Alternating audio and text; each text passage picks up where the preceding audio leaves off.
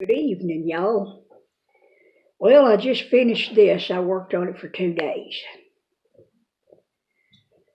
This is a container doll or a cover doll, whatever you want to call it.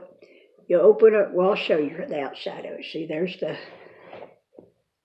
there's like a cape that has these slits in it where you can put your arms through. She's wearing a cape.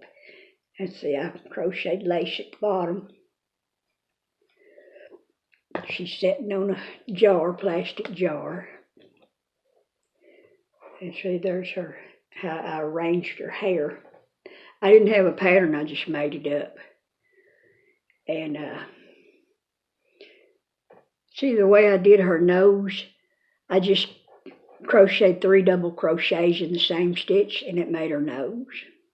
That was real easy.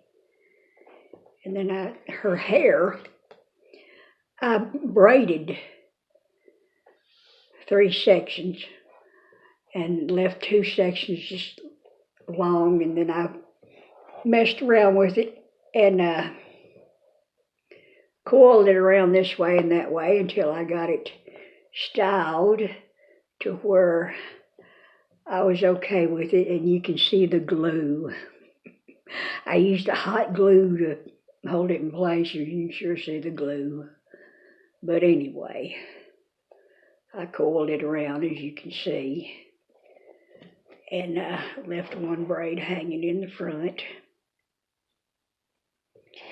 And see, you can just open up her cape, and you can reach in here in this thing and put whatever you want in there. It needs to have something heavy in the bottom so it won't be top heavy and tip over. I just had some thing of cheap jewelry, and I just threw that in the bottom to weight it. This is a Pine Sol bottle.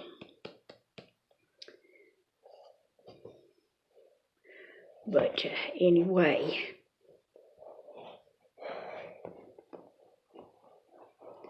there's that. Well, it's all right, I guess. It's not my favorite thing that I ever made. It's just something there. 2 whole days of work.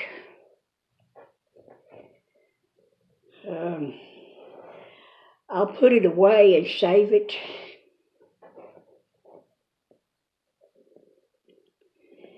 To give as a gift for somebody if I need a gift.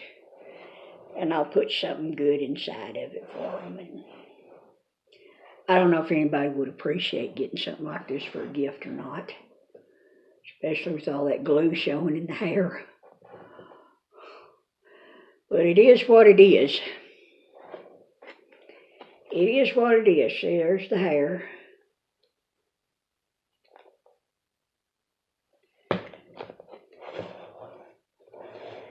I've always got to be making something or I'll just go nuts. And tomorrow, I've got to get busy and hem up all of these. I got a big stack of these. This is an old flannel bed sheet that I bought from a thrift store recently. And it was well used, and it had a big hole worn in it. So I cut it up into pieces, various sizes. And now I'm going to hem them up, and I'll have a big old stack of dust rags. Flannel makes excellent dust rags. It catches a lot of dust because it's got all that fuzzy stuff in it. And I like it because it's cotton. I don't like all this polyester stuff they make nowadays. Everything's polyester, and I don't like it. It's just not as good as cotton.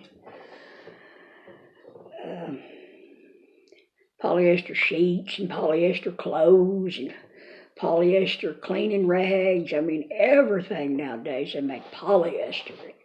I don't like it. It's plastic. Polyester is plastic. It's fine plastic threads woven. It's what it is. But anyway, I've eaten my ice cream.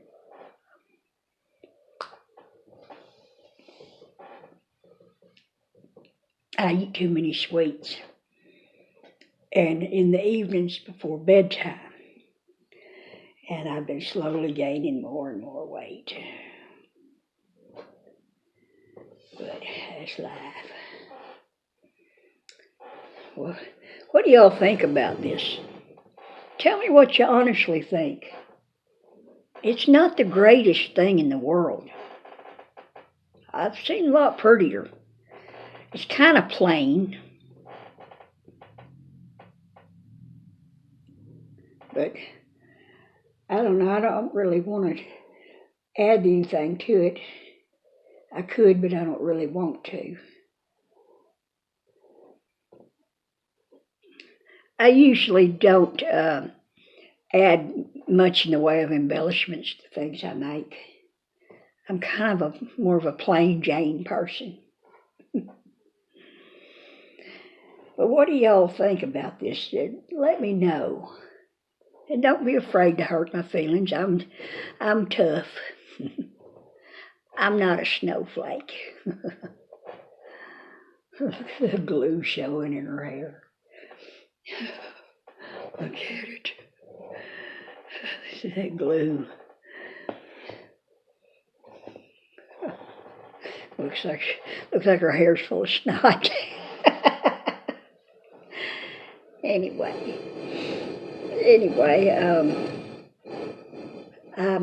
I'm real happy and thrilled about something.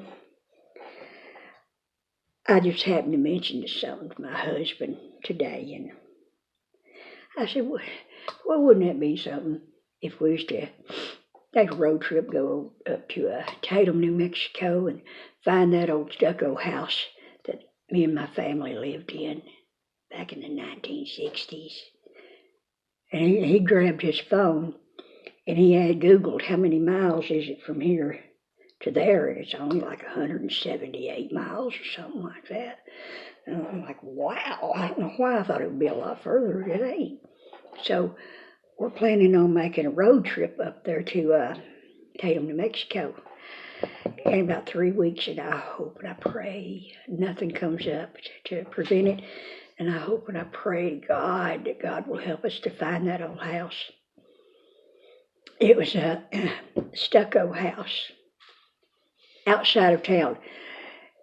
I don't remember. I was a kid barely in grade school when we lived out there. See, that video I did of the rock house outside of Iran, that's the second house that we lived in. We moved from Imperial to that house outside of Iran. Well, my parents separated and divorced, and when they separated, Dad got a job. Whatever he did, I don't even know what he did. He might have been checking wells. I don't know what he did up there, because that's what he did around Iran, is he checked wells for the oil field. You know, they checked the level of the oil in those great big huge round tanks. And so he might have did that there in New Mexico. I don't know. I was just a little bitty kid, you know. We moved up there, and it was a few months before I was old enough to start first grade school. So I guess we moved up there and I was still 5 years old. And then after a while, when I turned 6, I started school there in Tatum. And I loved school there. The people there are so friendly. They're so nice. I remember. I haven't been there in 50-something years, but I remember that the people were nice, and I liked school. I enjoyed learning all that we learned. I enjoyed it. School was great. I liked all my teachers and the other students, and everything was great. Well, and we lived in a stucco house outside of town, and it was so far out of town. I mean, you'd go out there and look all around, and there was no sign of any other house or anything out there. And the land, I remember, was just so desolate. Wasn't no trees or nothing, except for there was one tree behind that little stucco house. It was a cherry tree. it was a cherry tree, and when it would have a few cherries on it once a year. And I remember we'd pick a few cherries off of it. But that was the only tree we had that I can remember. Did we have trees in the front yard? I don't remember if we did or not. We might have. But other than that, there weren't any trees out there. There wasn't any scrub brush. There wasn't any mesquite bushes out there. There was greasewood plants. There wasn't squat. It was pretty desolate. I mean, there was barely any buffalo grass out there. I mean, it was pretty dang dead and desolate out there, as far as you could see. And on one side of the house, of course, there was a yard. There was some space there. And then back over there, a little ways, there was a horse corral, an old horse corral. We never saw any cows or horses in there, so it might not have been in use anymore. And then on the other, of course, there was a backyard. There was a yard all the way around the house. And then to the other side of the yard over here was an area where Dad fenced off and he grew a garden. Dad had a green thumb. He could always just grow anything, and he loved to grow stuff. And we always had a garden. But it was a pasture, fenced off with barbed wire fence, big, huge, tons of acreage out there. And there was a windmill and a big old concrete trough where the windmill put the water in the trough there for the horses. Dad had some horses. He liked them. He liked to ride now and then. Every once in a while, us kids would sneak out there and go swimming in the trough. And when we did, we'd get our butts whooped. My stepmom would whoop us because it was muddy water. And I don't think it was that big a deal, but back in them days, kids got whooped fairly often. And we got whooped. But I remember that. I bet them horses just wondering, what are they doing in our drinking water? And there was a crudely built garage. It was open front all across the front side. It had big old cedar posts. I think that's what it was. It was pretty rough and crude looking. Hold up the tin roof on it. Of course, Dad stored stuff. We didn't park in there or nothing, but Dad stored tools and stuff like that in there. And I don't know what, I remember now, my stepmom, she was burning trash. And I guess some sparks blew over there onto that garage. Because back then, and still today, people out here in West Texas burn trash in trash barrels. It's not unusual at all. And, well, the garage caught on fire. Oh, my. I mean, the whole thing burned down. And, Pat freaked out. She ran in the house and called somebody. I don't know, she might have called Dad. Of course, Dad come home not long after that, so she must have called him. And in the meantime, she had the laundry basket. She was grabbing our clothes and carrying our clothes outside of the house in case the house caught on fire, so we'd have clothes. And so we didn't have a garage out there after that. But we lived in that house about 3 years. And it was painted, it was stucco with a flat roof, and it was painted a blue-green color. And it had a concrete porch on it. It was right, big old raised up concrete porch. And it was covered, and it had the arches, 3 arches, like that, across the front, and then one arch on this side, one on this side of the porch, with steps going off on this side, and then some steps going off the front there. I remember that well. I remember that very well. One time I was climbing up inside of one of them arches like a monkey. I'd push my back against one side of it, and my feet and my hands up on the other side, push, trying to climb up it like a monkey, and I slipped and fell, hit my head, and I have still got a goose egg knot here on my forehead right here, and every time I feel that, I remember that. He hit my head and it hurt really bad. It's a wonder it didn't do brain damage or kill me, because I fell on my head on that concrete porch.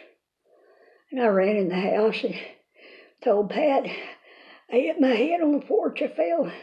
And she looked at it and said, yep, you got a goose egg. She said, that'll teach you to climb up like that. I thought, damn, she don't even care. Thank God I was okay. But I got this reminder up here. A goose egg reminder. But anyway, and one day, now this was after I had started school, I think. Yeah, I had started school then. And we got off, the school bus would let us off. There was a fence across the front there of our yard, and there was the driveway up there, and the school bus would pull around like that and let us off. And I ran on towards the house, and then my brother, he started towards the house, and he stopped. He screamed and started crying. There's a snake, a snake. And it was a big old long rattlesnake sitting there. And I, of course, ran in the house. My oldest brother might have ran ahead of me. But one of us told my stepmom, Pat, said, there's a snake out there. And she went out there and told Judd, don't move. It'll get you if you move. And he was wanting to run. I know he was. He was standing there crying. It was awful. And I guess Dad was already home from work, I guess, because he went out there and killed it. I don't remember if he shot it or killed it with a shovel, but I do know he cut the head off with a shovel, and he hung it over the fence, and he cut the rattles off and saved them. My dad was a collector of rattles, snake rattles.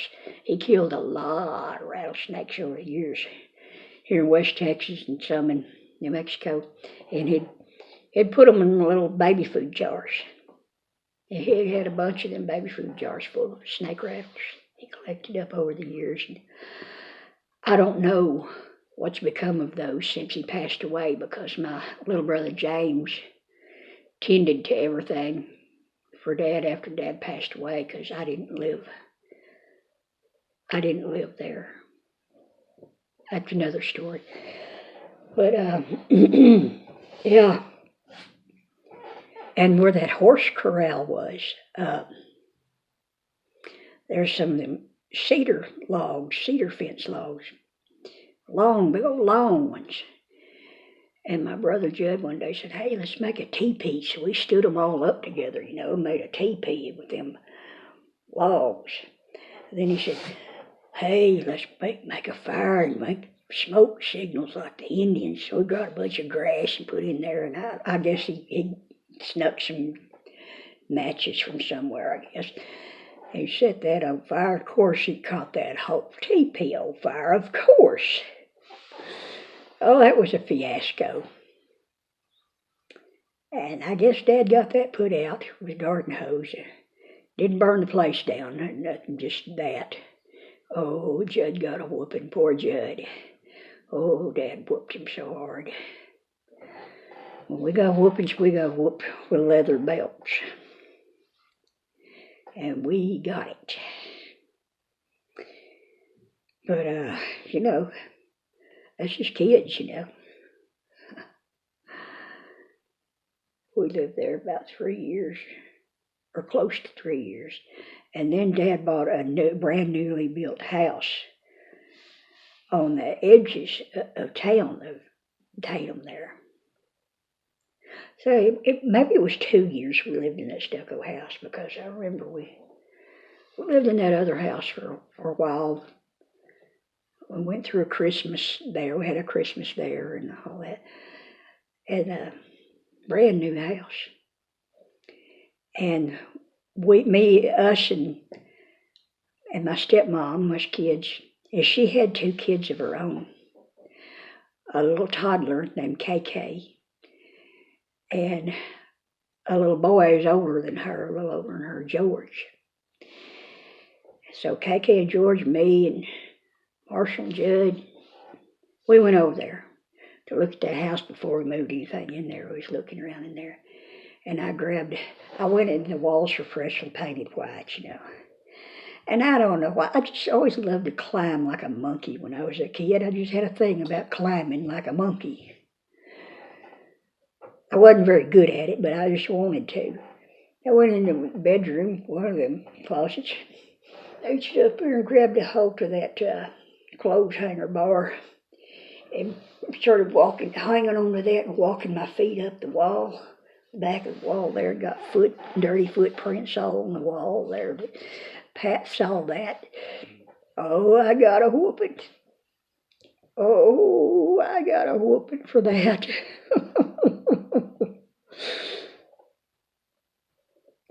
And there weren't any trees there. I don't remember there being any trees because the house was brand new, newly built. And there was all this dirt all around, no grass, just dirt all around everywhere. You know how it is at new construction sites. And me and my brothers, we'd go out there with a garden hoe and make little trails and little roads with the garden hoe and play with their trucks and their cars, and we'd do that. And one time we decided, now I don't know how we got this idea. You know how kids are. Kids are adventurous. We got this idea we was going to build us a cave, dig us out a cave. So we started digging. And we dug it down, a good 3 feet or so. I just know we could get in there, and then started digging, straight down, and then started digging, hulling it out down there. The bottom was going to start making a cave. It was, dangerous. It could have caved in on us in there. Of course, as soon as Dad and Pat found out what we was doing out there, they filled it back in. Told us, no, y'all ain't going to do that.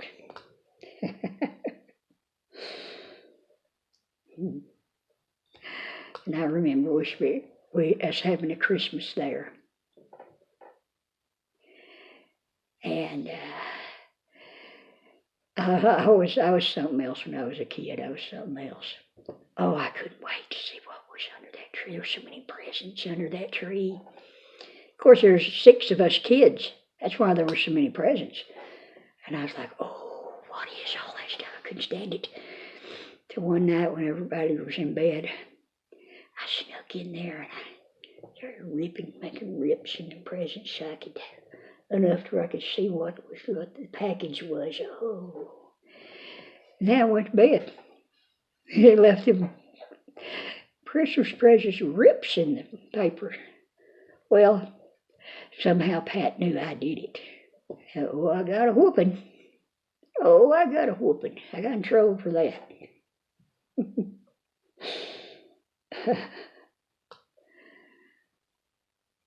Yeah. And Dad and Pat had a baby together. That's where I got my little brother, James. James is 53 years old now, and I'm 60. And James and my husband are the same age, 53 years old. So when James was born, let's see.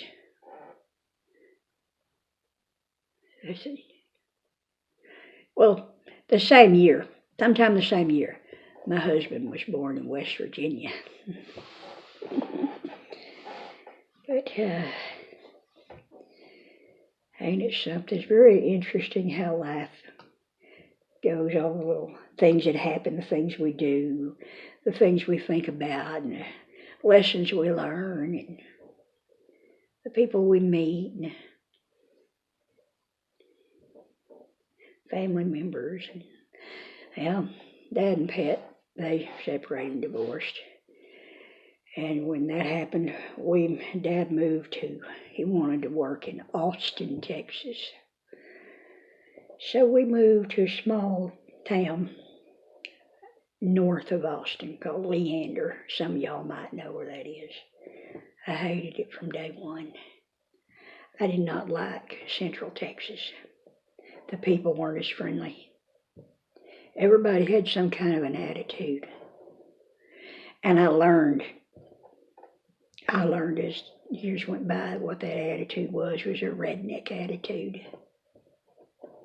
It was an asshole redneck attitude. And boy, they had it bad there. Well, it's just people that are, those of us who originated out here west, all these small towns of West Texas and whatnot, you don't find much of that redneck attitude. Everybody I've ever known, mostly out here in West Texas, and people I knew in Tatum, is all just nice people, ordinary, nice, normal people. But anyway, I hated it that we had to move there and live there, and I hated school. The teachers weren't as nice, students weren't as nice. Nothing was the same. It just wasn't the same, and I didn't enjoy school at all. I hated school from there on till the day I quit in the 11th grade. I hated school. I kind of wish we could have stayed in Tatum. I could have finished school out there in Tatum. I think I would have been better off. But God knows what He's doing, We go where God wants us to go. And my life was not happy after that. Our childhood wasn't worth crap after that. Dad and Pat had divorced her. He got custody of James. So James grew up with us, my little brother. And it was hard on all of us growing up without our mamas. It's hard on kids growing up without their mama.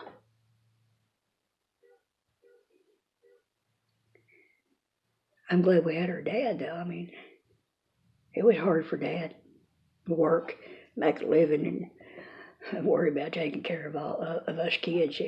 Because Pat, when she left, of course, she took her 2 kids, so it was just 4 of us. But still, that's 4 kids Dad had to worry about. But anyway, and then we lived in a trailer house. Dad had bought a brand new 2-bedroom trailer house, and we lived in a little trailer house community, sort of like just outside of the main guts of the town, you could say. We had to walk to school. It was about 2 miles one way, I think. So we walked 4 miles a day, walked 2 miles to school, 2 miles back home. Never rode the bus after that. It didn't matter if it was raining or snowing or anything. We had to walk to school. But, yeah, and then later on, and Dad said that when Dad moved there, he got a job working as a carpenter. He worked for the Carpenters Union. And he worked his way up from an apprentice, a very beginner on up, to a foreman because he was good at it. He stuck with that job for about,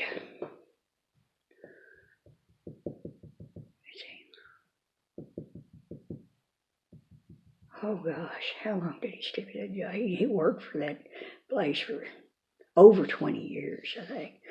And he had been a foreman for a long time. It was a good paying job. He bought 6 acres of land in the country northwest of Leander. And my grandmother, my dad's mother, died. And he paid to have her house moved from Imperial, Texas, all the way to Leander. That's how far that house was moved. That's about at least 350 miles. He had that house moved. I don't know how much it cost him, but he had that house moved. It was a small 2-bedroom, 1-bath house. And what it was, it had originally been built as a lease house for oil field workers. And my grandmother and her second husband, they bought that house. It might have been built in the 1940s, I don't know. But it had those asbestos shingles on it. It was very sturdy construction, real sturdy. A lot better than why they build houses nowadays. Of course, it didn't have any insulation in it. Back then, there wasn't any insulation. But anyway, he had that house moved all the way to where we had that land there outside Leander. That's what we lived in. Now, that's another story about my grandmother dying. I'll tell you that story another time. That's an interesting one, too. The circumstances of her death. You might not believe it, but I'll tell you, it really happened. But I'll save that for another time. But anyway, we lived in that house for, oh my God, over 35 years. Or I did at least 35 years. And Dad lived there even longer. I would, of course, after I grew up and I got my own car, I would make trips out here to West Texas to visit kinfolks out here, spend 2 or 3 weeks out here, because I've always liked West Texas. I'd never liked Central Texas. I always hated to have to go back to that, Leander area, but I'd get to missing Dad, so I'd go home. Anyway, that went on like that for many years. And finally, I moved out here to West Texas and stayed out here and got various jobs here. Worked as dishwasher in restaurants, motel maid, motel laundry. Worked myself to death, nearly worked myself to death. Those are hard-working jobs. Oh, that's why I'm disabled now, from working them kind of jobs. Those jobs ruined me. They ruined my body. You're on your feet for 8 hours or however long on concrete. Concrete will break your bones. Our bodies are not made to walk on concrete. But that's what I walked on. Made my